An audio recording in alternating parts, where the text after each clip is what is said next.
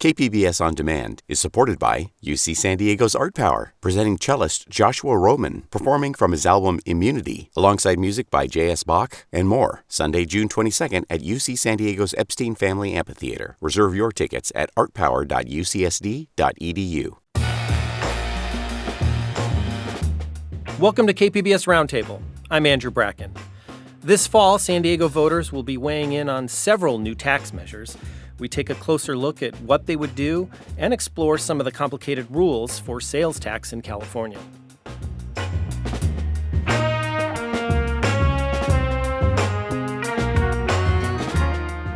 Ice is subject to sales tax, but bottled water isn't. Soda is subject to sales tax, but candy isn't. Aspirin is subject to sales tax, but diapers aren't. It's been notoriously complex and confusing. Then, as a new school year kicked off, San Diego Unified fired its superintendent earlier this month after an investigation into misconduct involving female staffers. Plus, we talk about other stories from the week on the Roundup. That's all ahead on KPBS Roundtable.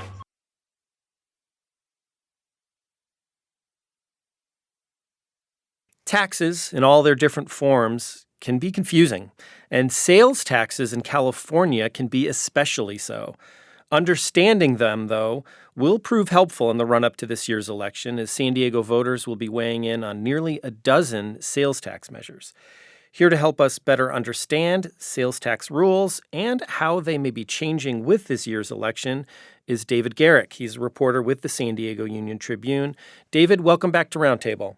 Thanks for having me. Great to have you back. So before we dive into the local measures that voters will have a say in this November, let's talk about sales tax as a whole in California. You write, California has confusing tax rules. What do you mean there? Well, I mean that it seems odd to some folks that like ice is subject to sales tax, but bottled water isn't. Soda is subject to sales tax, but candy isn't. Aspirin is subject to sales tax, but diapers aren't. It's been notoriously complex and confusing. And I think most people think the reason is because politics ends up determining what the legislators in Sacramento decide should be subject to sales tax and should not be subject to sales tax. So you mentioned a few examples there. What other industries does this impact? I mean, I think food is one big confusing area, right? It might be the most confusing, yes, because restaurants, everything is pretty much taxed. And then grocery stores, most of it isn't. But stuff that's, the sin taxes, you pay tax on beer and wine and then soda and certain other things in a grocery store. And the odd thing is if you go to Costco and you buy chicken breasts that you're going to grill at home that are cold, those aren't taxed. But if you buy a warm rotisserie chicken, that is taxed. So you're buying two kinds of chicken at Costco and one is taxed and one isn't. So very particular technicalities there. Yes. And then another one you mentioned, I think you mentioned aspirin earlier, and kind of a lot of medicines. It can be confusing, with medical products and medicines, like some get taxed and some don't. Can you give us a couple of examples of those? Yeah, I think generally the rule is if it's prescription, it's not taxed. And if it's over the counter, it is. But there are definitely some exceptions to that. But that's the general rule. But it still confuses people because some of these medicines, you could get it either prescribed or you could get it over the counter. And so at one time, it's not taxed. And then if you get it over the counter, it's taxed again. So it's very confusing. So with all that, I mean, how did these exemptions come to be then? Well, one thing I'll give you an example of is in 2020, there was a big battle over tampons and feminine hygiene products and diapers.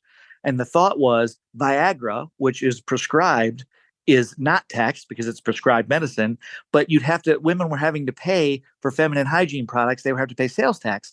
And people said that seems like a really unfair contradiction. And so that was used as sort of a motivation to repeal sales tax on feminine hygiene products, which had been taxed in California up until 2020, but no longer are now since that change. So, yeah, you mentioned back in 2020, but what about going back further into these exemptions? Is there other examples of how these became more commonplace in California sales taxes? Yeah, the sales taxes existed here since 1933, and I haven't been able to trace back every decision. But when you look into them, it's always been sort of a fight like the one I mentioned with Viagra and tampons, where people thought ice shouldn't be taxed and bottled water should. Bottled water is healthy. Ice is used for drinks. I don't think that makes that much sense to me, but I can see, I guess, what the thinking was. And they all sort of are like that. There was an argument made, and the legislature decided to go one way or the other on each individual argument. One thing I should mention is there's a 61-page document that the state puts out explaining it all. It's not really for folks like you and me, it's more for retailers and restaurant owners. But folks like you and me can go check out the document and see what is and is not subject to sales tax. And it's 61 pages, which is a testament to how complicated the thing is if it takes 61 pages to explain it. So yeah, did you read the document? Can you break it down? What are the takeaways from that? I mean, it's just so complex and so amazing. And there's some weird exemptions in there too.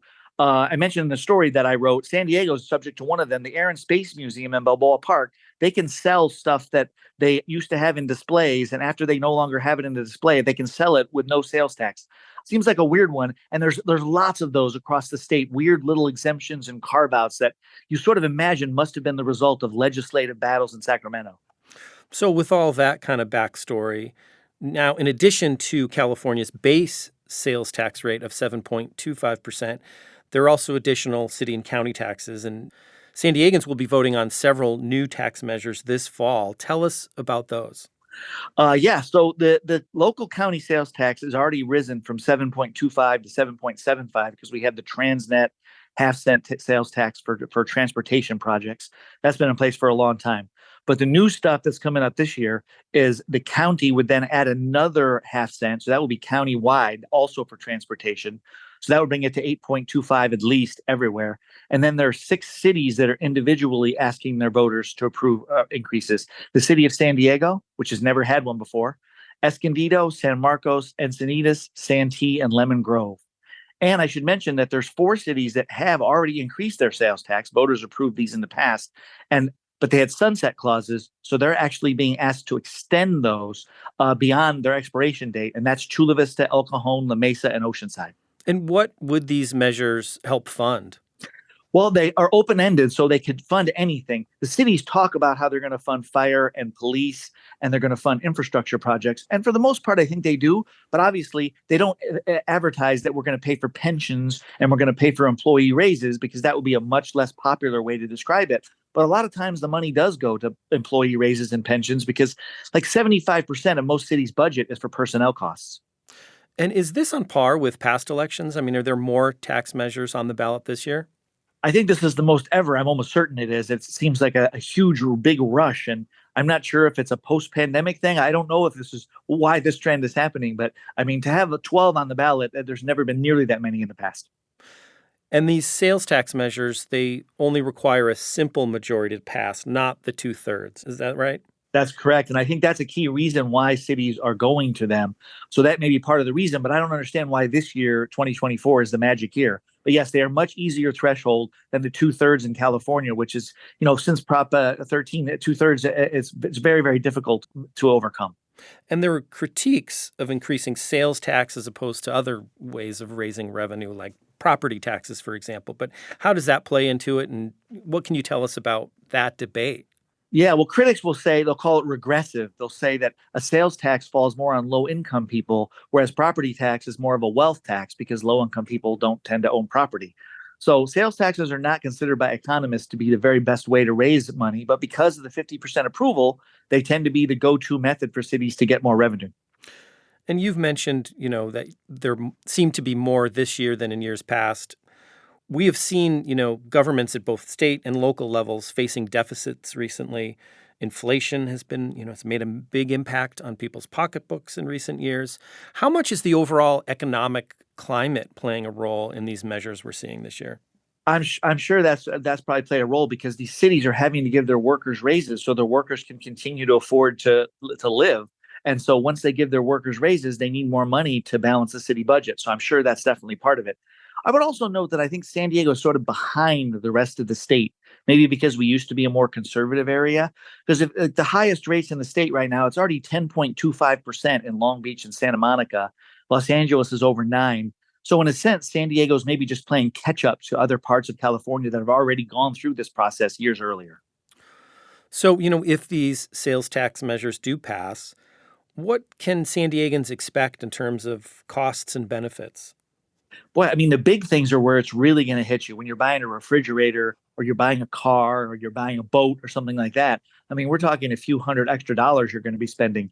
Obviously, it's only a 1 cent increase in most of these cases. So when you're paying for a bottle of soda, it's going to be an extra penny. So you probably won't feel the pain as much there, although it'll probably add up over the course of a year.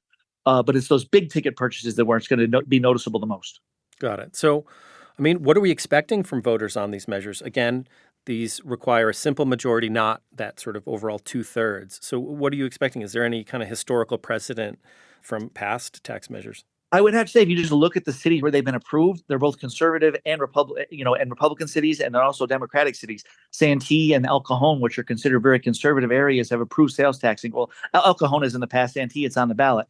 So it doesn't appear to be sort of a blue-red thing. So I think most of them are probably expected to pass. Escondido will be an interesting one. That's sort of a weird mixed city of conservatives and liberals. So it'll be interesting to see whether the Escondido one passes. That's probably the one I'm watching the closest. I've been speaking with David Garrick, reporter with the San Diego Union-Tribune. David, thanks so much for being here. Appreciate it.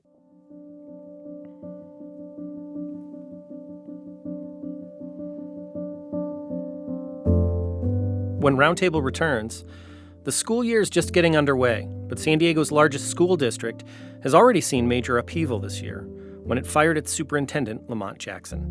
The district used a pretty indiscrutable phrase, which was unwelcome sex-based behavior consistent with a romantic interest. I think kind of an easier way to think about that would be maybe sexual harassment. That's ahead on Roundtable.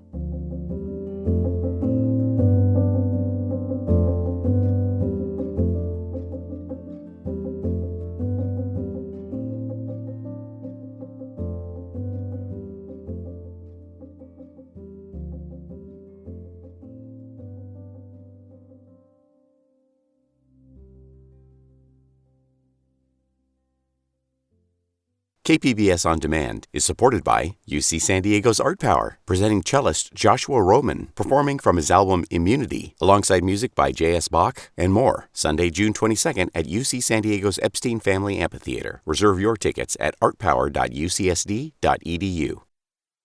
Welcome back to KPBS Roundtable. I'm Andrew Bracken.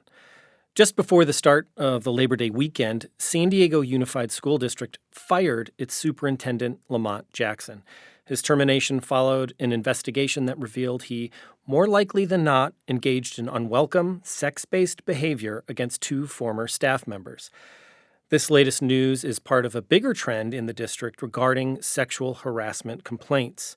We're joined now by Jacob McWhinney. He's the Voice of San Diego's education reporter and also the first journalist to report on the investigation back in May of this year. He's been following developments on the investigation of former Superintendent Jackson since then. Jacob, welcome back to Roundtable. Hey, Andrew. Thanks for having me. So the lead up to the firing of former San Diego Unified Superintendent Lamont Jackson, it began earlier this year, which you reported on. What can you tell us about how this investigation got underway? Yeah, it's an interesting story, actually, based on the summary of the investigation's findings. One of the board members was at a luncheon sort of event and was kind of speaking offhandedly with somebody and heard a story that potentially Superintendent Jackson had engaged in misconduct with the staff. At that time, I don't think it was very clear exactly what that consisted of. But shortly after that, I got a tip and started to chase it down. Eventually was able to confirm that, an investigation had been launched. But again, at that time for me, it was rather unclear exactly what was being investigated. And it took some time to figure that out, but eventually we got there. And over the past few months, what was found in this investigation? So last week, I got notified by some sources that the investigation had concluded and that allegations of misconduct with female staff who had since left the district had been confirmed. A day later, the district released the findings and terminated Jackson without cause, as you said up top. The district, as you referenced, used a pretty indiscrutable phrase, which was unwelcome sex-based behavior consistent with a romantic interest. I think kind of an easier way to think about that would be maybe sexual harassment. I think that would be translating it to English if we want. The investigation also failed to substantiate two other allegations. One was that Jackson had promoted with women with whom he'd had sexual relations and that he'd engaged in what the investigation referred to as offensive and sexually charged behavior. So you mentioned he was terminated without cause. Can you kind of delve into what that means? Yeah, totally. So per Jackson's contract, that means that he will still receive his salary and health benefits for the next 6 months. In total, he's set to receive about $215,562, somewhere around there, over that period of time. When I spoke to board members about why they'd chosen to go this route, they basically said that this was kind of a balancing act, right? And they had to balance a bunch of factors to determine what was in the best interest of the district. I think ultimately we can look back to cases where educators have been accused of misconduct for guidance about why the district chose to go this route. In many of those cases, the district enters into resignation agreements or retirement agreements that allow educators to, leave the district without necessarily the sort of bad look of firing in exchange for not suing the district. And I think that this may be likely what moved the board to act this way, that it was more expeditious and less potentially financially costly. Right. So definitely some legal wrangling going on. So zooming out a bit here, you've been following not only this particular case of misconduct, but also misconduct across the district as a whole.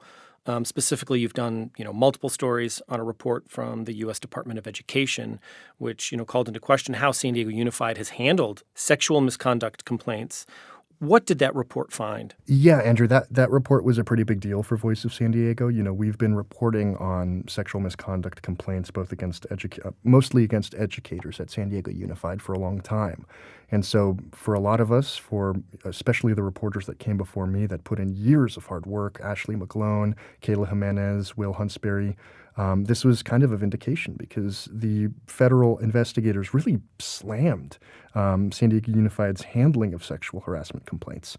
The Office for Civil Rights investigated 253 reports of sexual harassment that took place from 2017 to 2020. And the investigation found the district failed to properly respond on kind of a slew of fronts. I won't belabor the exact findings because it's kind of complicated and there's a lot there. But chief among them were that the district failed to meet obligations laid out by federal sex-based discrimination laws. Those are called kind of Title IX laws and are why all schools are required to have Title IX offices that ensure that they're meeting their obligations there. Investigators also found that the district failed to equitably respond to allegations. So whether that was keeping everyone up to date on what was happening or ensuring that potential victims felt that there was kind of recompense in those instances, and that it also, in many instances, almost all instances, failed to follow its own board-approved guidelines about how to handle sexual harassment complaints, and that it failed to keep records of a lot of these instances. Ultimately, I'll read from the report now, quote, "These failures led to serial perpetration of harassment with insufficient district response, leaving district students vulnerable to sex discrimination in school." Enough said there. Yeah, pretty serious system-wide problem there. Given all of the report's finding, how does this case with now former Superintendent Jackson fit in? I put that to a couple board members, and they felt that there wasn't a whole lot of connection. They said that the cases were very different and the district had already made big strides in the way it approaches such reports, even before the federal report and the resolution was released. But I don't think that's quite right. I think for many in the public, transparency and accountability has been in very short supply at San Diego Unified for years, and seeing its leader now go down for similar reasons as why the federal government slammed the district is just further proof of a lot of the suspicions that many folks have had. Ultimately, I really think it's up to the district to have an honest discussion with the community that acknowledges things have not been all right, and most importantly, for there to be some sort of decisive action that really leans heavily on accountability. Our editor-in-chief, Scott Lewis, wrote a recent story, Time for a Reckoning at San Diego Unified, that really lays out a lot of these things. He's been helming our organization for years as a series of reporters have dug into these reports, and I think that he has a good long view on that. I would really recommend listeners to give it a read. Yeah, agreed. He did have some tough words there in that piece. Yeah. As you touched on earlier, the years this U.S. Department of Education report, it predates Jackson's tenure as superintendent and goes back to the former superintendent, Cindy Martin. She's now a deputy secretary of education in Washington, D.C., and she was actually at the helm during this report timeline. She was superintendent until about 2021. So how long has this culture of sexual misconduct been a problem for the district? Yeah, I think it's important to kind of take a step back and just think about that moment, right? The Deputy Secretary of Education is, second in command at an organization that slams the way that your district, under your control, handled sexual harassment allegations and sexual misconduct. I mean, I think that must have been quite a moment for her, and I hope that she understood the gravity of it. She was leading the district during the period this investigation covers, but ultimately she was still approved as deputy secretary, which I think leads to a lot of questions that need to be answered. Right. All that being said, I think it really goes to show that the way that the district has handled sexual misconduct allegations has been insufficient, to say the least, for years, preceding the Jackson debacle and even preceding Cindy Martin. I mean, I think that this is something that has been around a long time, and the district really needs to own up to it. And you've covered, several of these misconduct cases. You've reported on, a former assistant principal at Hoover High, a Roosevelt Middle School teacher, one involving a La Jolla High physics teacher among those. What can you tell us about those stories and how they're playing a role into what we're seeing now? Yeah, so the vast majority of the coverage of the La Jolla High physics teacher Martin Teachworth occurred before I was an education reporter at Voice of San Diego. But I think that it really is kind of the most instructive of all of these instances, partly because it's what really got Voice of San Diego interested and our reporters committed to covering a lot of these cases. Ultimately it involved a teacher who for years racked up complaints from students and at one point was even accused of a crime, and the district found evidence that it may be true that he committed a crime. But despite all of these complaints piling up, the district allowed him to continue teaching for over a decade. And when our reporter at the time, Ashley McGlone, sought complaints, they said they didn't really have any.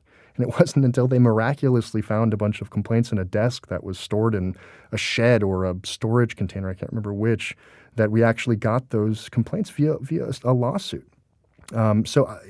Ultimately, Teachworth, like many of these individuals, was allowed to retire. And victims of Teachworth ended up settling a lawsuit against the district just last year, which is the story you're referring to.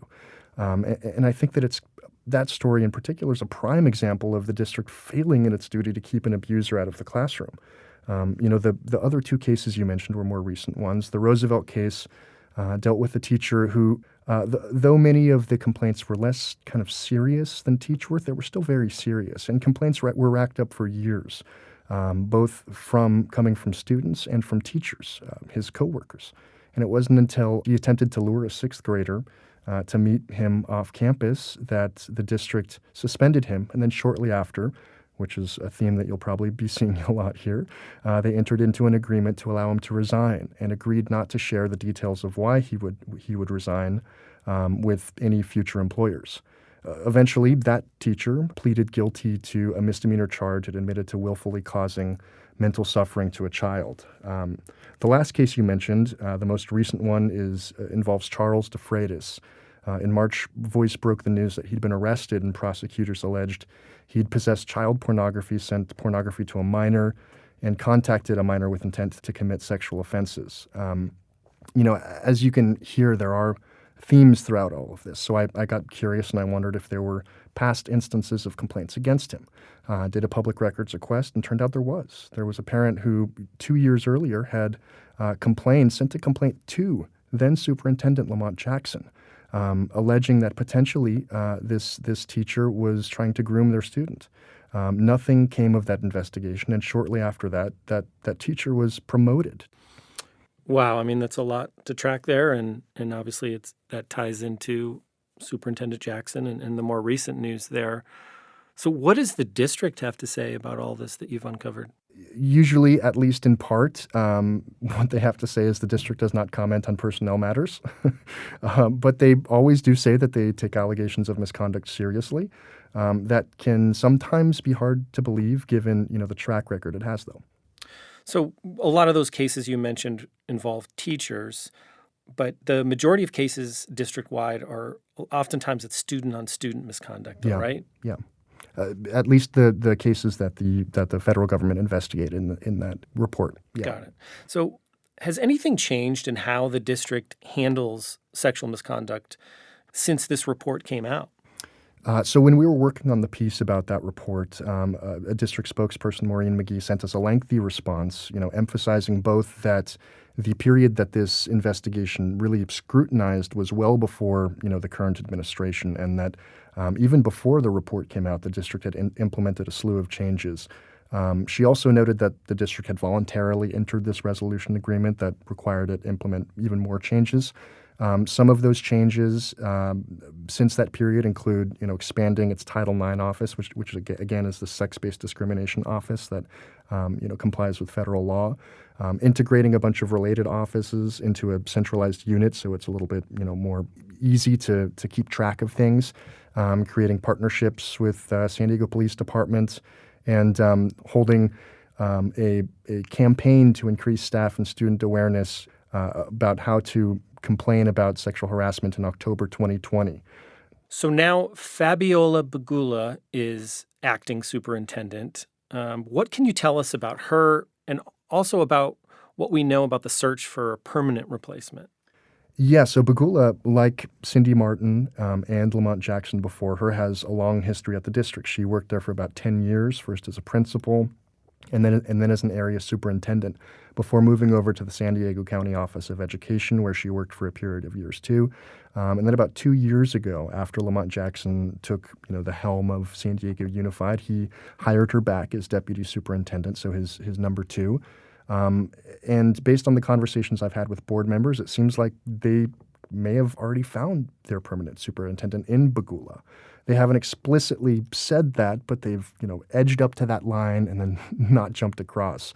For example, they have said that they think that Bagula will be their superintendent for the foreseeable future and that the board has no plans to launch a search for a new superintendent. So, whereas last time we had this, highly publicized national search that ended up hiring the guy that everybody thought they were going to hire to begin with, it seems like they may just stick with Bagula. Well, and that's interesting also because the last, two SD Unified superintendents, as you mentioned, they came up through the district, right? Yeah.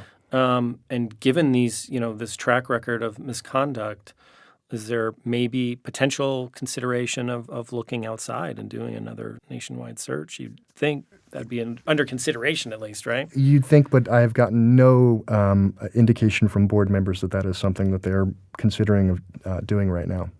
Okay, so this investigation into Jackson's misconduct it's now complete. Mm-hmm. What happens now? Is there more legal action that could come? Where do things stand? I've heard that there may be lawsuits forthcoming from two of the female former staff members, but that is, yet to be seen. I haven't seen any lawsuits myself, so it may be too early to call that. What should students, parents, but also staff know when it comes to reporting sexual misconduct? Yeah, I think that's an important thing to consider in all of this, right? I think parents and students and staff should know that their voices absolutely do matter and that they should speak up if they have concerns about something. If the district doesn't respond, try again. There are processes to follow, and they can file, uniform complaints. They can contact the district's Title IX office, like I've mentioned earlier, or its Investigations, Compliance, and Accountability office. And I totally understand if people roll their eyes and say, based on this track record, why would I bother? But you should, if for no other reason, to get that stuff in writing and to make sure that somebody on down the line can notice it. And if, you reach a point where you just don't think that you're being listened to, you can always email me, jacob@vosd.org, JAKOB. Well, kind of on that, you've been following the story for months. This latest news, obviously, it's not even, it's about a week old at this point. Yeah. What has been the response to this story? There has been frustration, but not a whole lot of surprise. I think that, San Diego Unified is a big district, but lots of people know each other. And I think that for a long time, there were whispers about whether it was about Jackson or about the way that the district handled sexual misconduct allegations. And so I think much of the response has been first frustration because, again, many parents, many staff members feel that they no longer can trust the district. I received an email from a parent just the other day who was appalled that the district chose to terminate Jackson without cause and thus, pay him for the next 6 months. And I've heard, a lot of frustration from district employees as to how they've responded to the ousting of Jackson, that there has been kind of these gossamer words that don't really amount to much, and that there's not a lot of owning up going on, when that, I think, is what really people want. And to your point, Jacob, I mean, this is a really big school district. It's the second largest in California, right? Yeah. I think it's like around 100,000 students. Mm-hmm. So a lot of money, a lot of students impacted, a lot of families impacted, and staff too. So finally, any final takeaways you're left with, as you've been covering this story for all this time now? Yeah, I mean, first off, I will say again, based on conversations I've had with stakeholders, I think San Diego Unified has a serious trust issue and a serious transparency issue. I think building up confidence in its ability to be open, to be honest with the community is paramount, and I don't think that can only consist of the district promising it will be more open and honest. I think it really needs to demonstrate its ability to do so, and that means real accountability. This is a district, as you said, it's the second largest in California. It is a large urban district. It's this term for large school districts in urban areas, and in many ways it excels. Students perform at a rate that's much higher than many other comparable districts throughout the country. But in this regard, the district has been falling short, and so I think the fact that confidence in its ability to safeguard kids, to safeguard staff from misconduct is so low, it doesn't have to be that way. It can do something about it, and I think it starts with accountability. Well, we appreciate you kind of coming in and getting us up to speed on your latest reporting, and we'll continue to follow your reporting there. And congratulations to you and all your colleagues at Voice for, keeping up with this story. Jacob McWhinney is an education reporter with Voice of San Diego. Jacob, thanks again for being here. Yeah, thanks for having me, Andrew.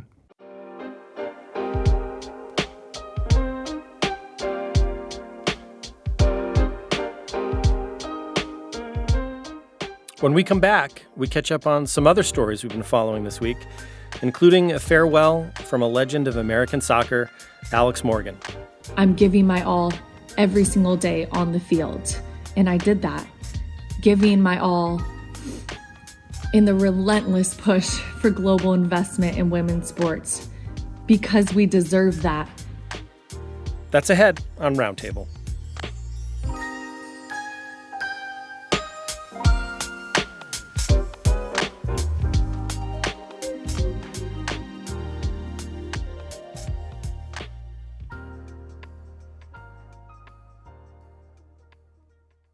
KPBS On Demand is supported by UC San Diego's Art Power, presenting cellist Joshua Roman, performing from his album Immunity, alongside music by J.S. Bach and more, Sunday, June 22nd at UC San Diego's Epstein Family Amphitheater. Reserve your tickets at artpower.ucsd.edu. You're listening to KPBS Roundtable. I'm Andrew Bracken.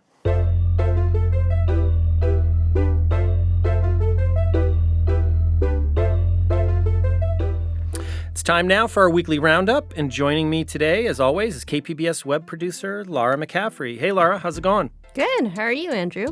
Good, but, the big story of the week, it is the heat, right? It is hot. It is hot heat. Excessive heat warnings for the inland valleys. That's like El Cajon, Escondido, La Mesa, all that stuff. Mountains and deserts in the county. That ends today, actually. Friday. But this week has been hot, triple digits in some areas. And the coast has also been not so great, 85 to 95 degree temperatures. And when you're on the coast without AC, as I am, yeah, that does some damage too. But definitely not as much, right, like you said, in the deserts. Yeah, at least there's that. On Reddit, I keep seeing a lot of conversations about people wanting to turn on their ACs, but those SDG&E rates, man, they're killing us. But there's there's cool zones in the city, right? Yeah, I think the city and the county have a lot of places. They have, cool zones. A lot of libraries throughout the county, throughout the region, and Imperial County, too, are good places to go when those are open.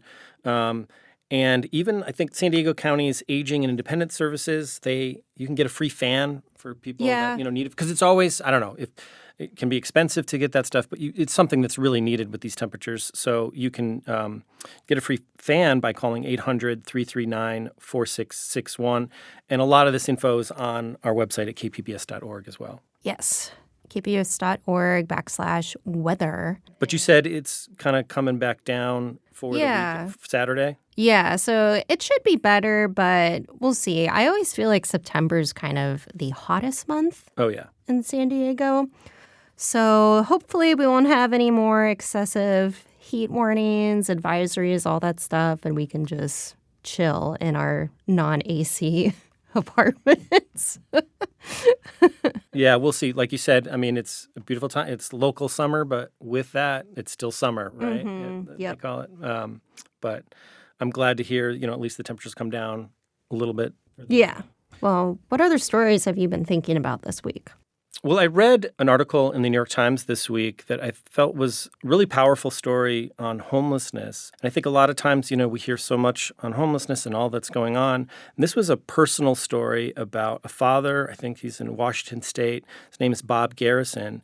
And him searching for his son, almost like a detective trying to find his son. I think his son had an accident, displayed signs of mental illness, and eventually kind of disappeared, and he had some clues where he was, but wasn't exactly sure. And it led him to San Clemente, and kind of just happenstance, he did find him. He found his son, like on the pier in San Clemente, ended up bringing him back home. But the story, as a lot of these stories, it's really difficult, and there's not always a happy ending. And I think his son ended up going back to San Clemente or kind of leaving his home again. So it was just a really powerful personal story of, an issue that we talk a lot about on KPBS and we hear a lot about. So I thought that was worth a read. Yeah, that kind of reminds me of this podcast called Lost Patients. And it's kind of about this. It's about like mental health and how patients are kind of stuck in this churn of, getting into institutions, their family trying to put them in institutions and them leaving it and heading back on the street. And there's one story about a mother trying to find her son. And she kind of did some detective work, and she even looked at like city cameras to try to find him and stuff. San Diego, we have a huge homelessness problem. There's some news out of National City about that. So previously, National City, they've kind of taken like a gentler approach to homelessness, like focusing more on outreach. And they have this homeless outreach team. It's 2 caseworkers, and they're trained in homelessness and how to reach people and connect them with housing, rather than an approach a lot of West Coast cities have taken, which is criminalizing homelessness, encampment bans and whatnot. But because of this Supreme Court ruling kind of clearing the way for cities to enforce these encampment bans, National City is considering their own local encampment ban. And this was something they considered in April, but because of the legal questions around such bans, they didn't move forward with it. Yeah, absolutely. It seems like there was so much kind of hinging on that Supreme Court ruling. The city of San Diego obviously led the way in kind of, But once that ruling came in, it does seem like there's a shift in tone, and you definitely see it from California Governor Gavin Newsom. Yeah. That was another reason why the city council is considering this ban. It's because the pressure from Gavin Newsom. And I don't know, it's kind of an interesting change of course for National City, from this homelessness outreach program, which I hope they still do, to a potential encampment ban. So that'll be interesting to see how that plays out. Yeah, and kind of like you said, I mean, it does seem to mirror sort of the statewide kind of approach from the governor's office is kind of where a lot of it seems to be coming from. Yeah. So another story that's kind of, really impactful for the region is, the ongoing problem with sewage along the coastal waters along the border. And that reached kind of an unfortunate milestone. 1,000 days of beach closures for some of those coastal areas down in South County. 1,000 days. Yeah, and Tammy Murga from the UT has been covering the story quite a bit. Earlier this week, the California legislature, they unanimously approved a resolution trying to get some federal action going. I know there's some more, action from local Congressman Juan Vargas as well. But it's an ongoing problem. I feel like we've talked about it for quite a while now. But 1,000 days is sort of, it's just a... That is hard to believe. And it's just been an ongoing problem for like years. And some folks in the community kind of have felt like it's been ignored. But I feel like at 1,000 days, that's pretty hard to ignore at this point. Yeah, and we'll see. I mean, we've talked about it on this show. Obviously, KPBS has talked about it quite a bit, but it's not an easy or cheap problem to solve, and there's a lot of work to be done there. Yeah. And another San Diego topic that has been in the news for years and years is convention center expansion. So if you recall, in 2020, voters passed Measure C, which would raise the hotel room tax to fund expansion of the convention center. And then some other money would be earmarked for like road repair, homeless services. Right. So there was a legal challenge to Measure C, and a judge issued a ruling last week on it. Opponents of Measure C, the Taxpayer Action Network, they brought on the case. Their main gripe with it was whether or not it was truly a citizens' initiative or if it was sponsored by the government. And so they were saying it needed a 2/3 majority to be a true citizens' initiative, but more than 65% of city voters voted for it. So the judge ruled, yes, it is indeed a citizens' initiative, and that kind of cleared the way for financing the convention center expansion. Right, and this definition of the citizens' initiative, because that only needs the simple majority, right, not the sort of overwhelming 2/3, and the fact that it came in at 65% is pretty crucial. So, I mean, I know one thing we often hear, like you said, this has been going on for years and years. It also ties into things like Comic-Con, right? Every year we hear about, them kind of talking about leaving, going somewhere else, that the convention center is not big enough to hold it. So there's a lot kind of riding on it too, right? Yeah, I mean, expansion could mean more tourism dollars, and that helps out the local economy. But it also sounds like this may not be the end of the road for legal action, right? Yeah, so Corey Briggs, who's representing the Taxpayers Action Network, he said there will be an appeal. And so we'll see when that happens. The California Supreme Court could decide to take up the case, but some legal experts have noted the court has already declined to do so in 6 other cases dealing with tax measures proposed as citizens' initiative. So it sounds like maybe it might not get very far with this appeal. It's kind of like another, part of the story. Earlier, we talked with David Garrick from the UT about how complicated some of these rules with taxes and the exemptions, but also with how they become, how they get passed, right? This technicality of the citizens' initiative actually has, some pretty big impacts here. Yeah. There's been a lot of news this week. The biggest news story for San Diego sports and beyond, really sports across the nation. Alex Morgan announced her retirement Thursday. She's going to play her last match this Sunday at Snapdragon Stadium. But just to put in perspective, how important Alex Morgan has been, not only to San Diego, not only to soccer, not only to women's sports, but she's just been a really immense figure. She's won a couple World Cups, an Olympic gold medal, and has been at the center of this, rise in women's sports. And it's something she talked about. She announced her decision to retire on Thursday, and here's a little of what she had to say in that announcement. Success for me is defined by never giving up and giving your all. And I did just that. I'm giving my all every single day on the field. And I did that, giving my all in the relentless push for global investment in women's sports, because we deserve that. So, again, a big announcement. She also mentioned in that announcement that she's also pregnant with her second child, so that may be playing into a role. She's 35 years old, so it's kind of getting to the end of that athletic career zone, right? But still a big a big surprise and a big shock for San Diego sports fans. But her last match will be at Snapdragon this Sunday, September 8th at 5 p.m. Sold out or not, it's definitely going to be packed. It'll be interesting to see, how that match goes and to, give her the send-off she deserves for sure. I know. Thanks, Alex. Laura McCaffrey, thank you to you, your web producer with KPBS, author of the Catch-Up newsletter. Thanks again for being here. Thanks for having me.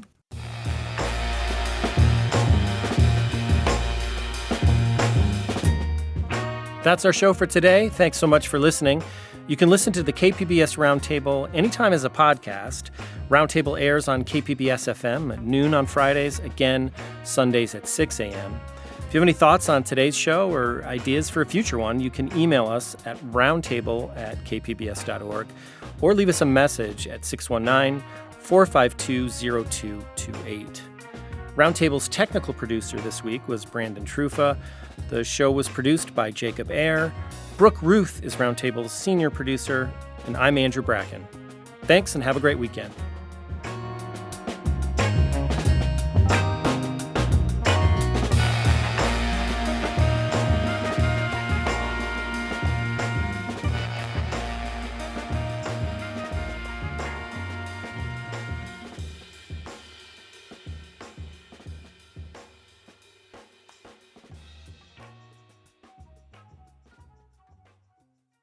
KPBS On Demand is supported by UC San Diego's Art Power, presenting cellist Joshua Roman, performing from his album Immunity, alongside music by J.S. Bach and more, Sunday, June 22nd at UC San Diego's Epstein Family Amphitheater. Reserve your tickets at artpower.ucsd.edu.